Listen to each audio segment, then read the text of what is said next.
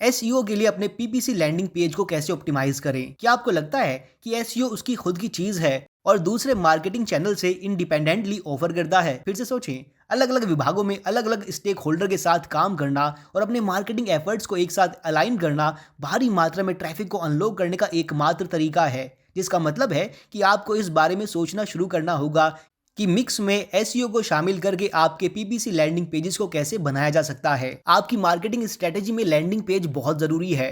Hub spot के according उनका average conversion rate 9.7% है। हब स्पॉट के अकॉर्डिंग 31 से 40 लैंडिंग पेज वाली कंपनियों को सिर्फ 1 से 5 लैंडिंग पेज वाली कंपनियों की तुलना में 7 गुना ज़्यादा लीड मिलती है। लैंडिंग पेज के कुछ पार्ट्स ऐसे होते हैं जिन्हें आप नज़रअंदाज नहीं कर सकते। मार्केटर्स अपने लैंडिंग पेज के विलंबित कम समय के हर 1 सेकंड के लिए कन्वर्जन्स में 4.42% की गिरावट देखते हैं।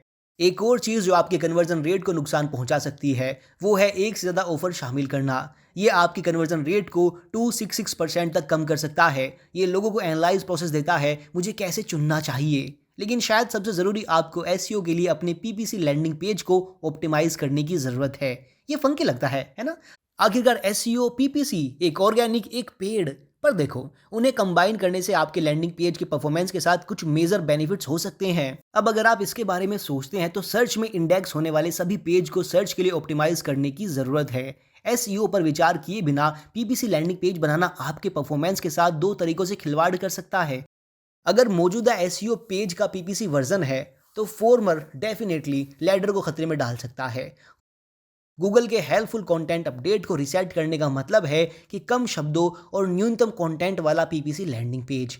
ये आपकी वेबसाइट के ऑल ओवर परफॉर्मेंस को प्रभावित कर सकता है, यहाँ तक कि वे पेज भी जिन्हें पहले एसईओ के लिए ऑप्टिमाइज किया गया था। संक्षेप में, अगर आप उन्हें ऑप्टिमाइज करना चाहते हैं तो आपको अपने पीपीसी लैंडिंग पेज को एसईओ के लिए ऑप्टिमाइज करने की ज़रूरत है और आप इसे इस तरह से कर सकते हैं। टिप 1, कस्टम यूआरएल पर पब्लिश करें। अगर आप कंटेंट मैनेजमेंट सिस्टम को यूज़ कर रही हैं तो आपके पास एक सब डोमेन या एक सब डायरेक्टरी पर पेज को पब्लिश करने का ऑप्शन है। मैं सब डायरेक्टरी को यूज़ करने के लिए रिकमेंड करूंगा। मैं अलग अलग डोमेन नेम्स पर आपके पीपीसी लैंडिंग पेज को डालने के लिए रिकमेंड नहीं करूंगा। आजकल लोग ऐसा नहीं करते हैं, मगर फिर भी हम समय समय पर इसे देखते हैं। इसलिए मैंने सोचा कि मैं इसे वहां से निकाल लूंगा और अपने लैंडिंग पेज को एक सब पेज पर रखते हुए आप पाएंगे कि आप इसे ठीक से ट्यून कर सकते हैं। इसे अपनी वेबसाइट और नेविगेशन स्ट्रक्चर के अंदर सही हायरार्की में रखें और उस पर ट्रैफिक ड्राइव करें। BIA आपकी वेबसाइट पर डायरेक्ट विजिटर्स, एसईओ और paid advertising. Tip 2, keyword research करें। अब मुझे पता है कि आप सोच रहे हैं आपने पहले से ही पीपीसी स्ट्रेटजी में इन्वेस्ट किया है तो आपको कीवर्ड रिसर्च करने की क्या ज़रूरत है, क्योंकि ये ज़रूरी है। आप अपने पेज के लिए जितनी ज़्यादा रिसर्च करते हैं उतनी ज़्यादा संभावना है कि आपको रेलेवेंट कीवर्ड्स मिलेंगे जो पेड एंड और ऑर्गेनिक एंड दोनों पर ज़्यादा ट्रैफिक पाने में आपकी हेल्प करते हैं, जिसका यूज़ आपकी कंपटीशन नहीं कर रहे हैं। छोटे कीवर्ड से ज़्यादा लॉन्ग टेल कीवर्ड्स के लिए रैंक करना आसान होता है। तो लॉन्ग टेल ट्रैफिक पाने के लिए 3, 4 या 5 वर्ड फ्रेजेस को देखने की कोशिश करें। हम एनपी डिजिटल में अपने क्लाइंट की साइट पर पाते हैं कि 80% ट्रैफिक लॉन्ग टेल वर्ड से आता है। तो आप इन लॉन्ग टेल कीवर्ड्स को खोजने के लिए ऊबर सजेस्ट और आंसर द पब्लिक जैसे टूल का यूज़ कर सकते हैं। और आपको ना सिर्फ उन्हें अपने लैंडिंग पेज में इंक्लूड करना है, बल्कि आपके टाइटल टैग, आपके मेटा डिस्क्रिप्शन, आपके header tag, image files name और आपकी कॉपी में भी इंक्लूड करना है। टिप नंबर 3, लेंथ की चिंता ना करें। मुझे पता है आप सोच रहे हैं, हे पे पर क्लिक लैंडिंग पेज कन्वर्जन के लिए शॉर्ट होते हैं, एसईओ आपको वो सारे कंटेंट बनाने होंगे, लेकिन वास्तव में ऐसा नहीं है।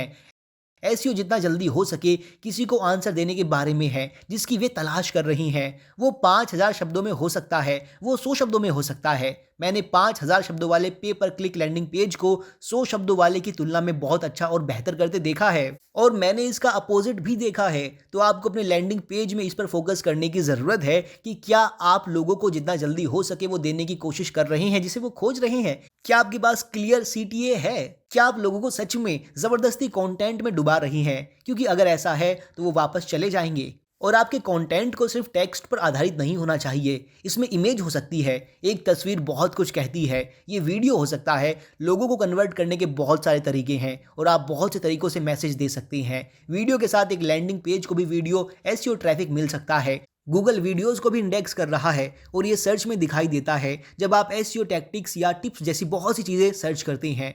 आप बहुत से केसेस में गूगल के पेज 1 पर वीडियोस देखेंगे। टिप 4, अपनी लैंडिंग प्रोसेस को तेज करें। क्या आप जानते हैं कि 47% लोग उम्मीद करते हैं कि पेज 2 सेकंड से कम समय में लोड हो जाए और 40% लोग केवल 3 सेकंड के बाद इसे पूरी तरह छोड़ देते हैं।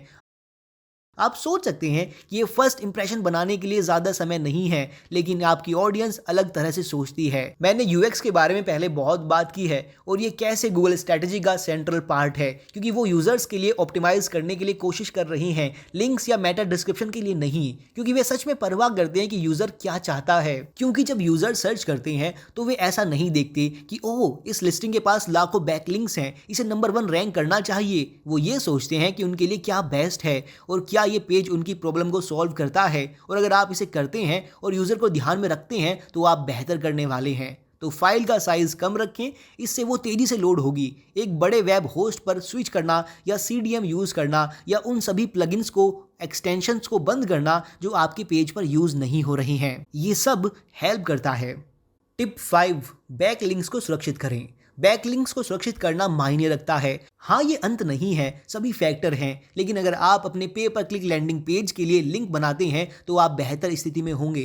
तो मैं चाहता हूं कि आप ऊबर सजेस्ट पर जाएं, और जब आप ऊबर सजेस्ट पर जाते हैं आप अपना यूआरएल टाइप कर सकते हैं। आपके लेफ्ट हैंड नेविगेशन पर बैकलिंक्स अपॉर्चुनिटीज रिपोर्ट पर जाएं।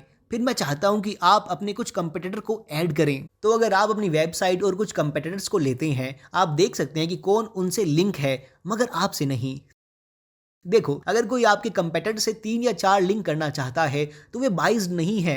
वे ऐसा नहीं चाहते हैं कि ओह, हम सिर्फ इस ब्रांड को पसंद करते हैं। वे आपके स्पेस में किसी से भी लिंक करना चाहते हैं। तो अगर आप देख सकते हैं कि वो किस टाइप के कंटेंट से लिंक करना चाहते हैं, तो कंटेंट का वो भाग खोजें जिसे वो आपके कंपटीटर की साइट पर लिंक कर रही हैं, जो आपके लैंडिंग पेज के सिमिलर है। उन वेबसाइट तक पहुंचे और उन्हें आपसे भी लिंक करने को कहें। उनमें से एक हिस्सा हाँ कहेगा। इससे आपके पे पर क्लिक लैंडिंग पेज भी हाई रैंक करेंगे। अब अगर आप चाहते हैं कि मेरी टीम आपके लिए ये सब करे, तो मेरी एड एजेंसी एनपी डिजिटल को चेकआउट करें। और अगर आपने इस वीडियो को एंजॉय किया है तो इसे लाइक करें, शेयर करें, लोगों को इसके बारे में बताएं, चैनल को सब्सक्राइब करें, और अगर आपके कोई सवाल हैं तो नीचे कमेंट करें। मैं उनका जवाब दूंगा और आपकी हेल्प करूंगा।